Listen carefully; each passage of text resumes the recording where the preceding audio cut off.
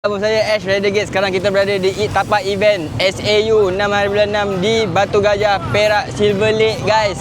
Jom join Ash, kita tengok macam mana suasana event ni. Let's go. Labana, are you ready? Memang meriah nak cakap korang. Ini kan sekarang ni baru pukul 11 tau, tapi dia punya crowd dah ramai macam ni. Jom kita masuk dulu.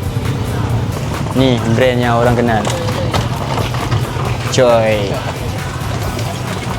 Korang datang sini memang kiri, kanan, depan, belakang memang full orang bagi giveaway. Main thing yang kita nak highlight dalam event sound ni tak lain tak bukan lah booth Rider Gate guys. Bersama our partner Rivo. Lumayan setar sekomong laputan rawat tiro sing pos-posan manuk sakti mondroku. Nah, jom kita tengok apa yang ada kat depan. Jom. Kawan bayi manukuan. Kalau rasa kan tengah-tengah panas ni kan, tekak kering ke apa kan, boleh perkena tembikai.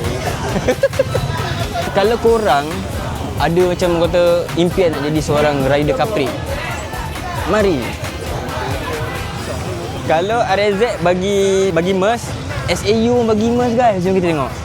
Suara lantang, burung berdendang. So tadi aku bagi tahu kan, event ni dia ada lucky draw kan. So nak tengok dia punya hadiah. Jom. Kau tengok. Tu hadiah dia. Bersih, rasa domer.